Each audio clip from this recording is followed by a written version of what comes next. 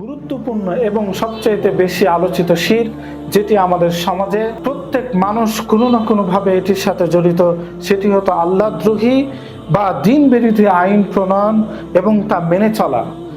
আল্লাহ সুবহানাহু ওয়া তাআলা স্পষ্ট আদেশ নিষেধ বা হালালকে হারাম পরিবর্তন করে মানব রচিত বিধানকে চূড়ান্ত মনে করা বা সমমর্যাদা মনে করলেই সেটি কি হবে? স্পষ্ট শিরক হবে।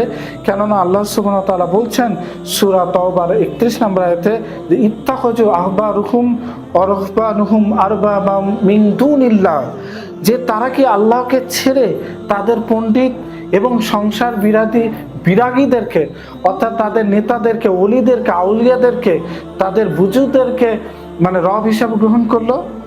তো এই কথাটা শুনে সে সময় উপস্থিত ছিল সাহাবীরা। তারা বলে, ইয়া রাসূলুল্লাহ, এটা কিভাবে সম্ভব? সে একটা হাদিস রয়েছে আদি ইবনে হাতিম রাদিয়াল্লাহু তাআলা আনহু থেকে।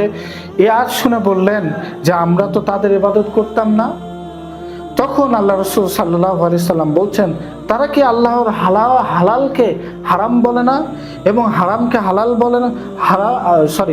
যে তারা কি আল্লাহর হালালকে হারাম এবং হারামকে হালাল করতো না, আর তোমরা কি সেটা মেনে নিতে না? তখন তিনি বললেন, হ্যাঁ। এই ক্ষেত্রে তখন আল্লাহ রাসূল সাল্লাল্লাহু আলাইহি সাল্লাম বলছেন, ওটাই তো তাদের ইবাদত ছিল। অর্থাৎ কোনো বিষয়কে হালাল এবং হারাম করার ক্ষমতা রাখে একমাত্র আল্লাহ সুবহানাহু ওয়া তাআলা। আল্লাহ ছাড়া অন্য কেউ যদি আল্লাহ সুবহানাহু ওয়া তাআলার কোনো বিষয়কে অবৈধ ঘোষণা করে বা হারাম করা হয়, এই ধরনের আল্লাহদ্রোহী যদি কোনো কাজ করা হয়, তবে এটি অবশ্যই শিরক হবে, যা স্পষ্ট আমরা জানতে পারলাম।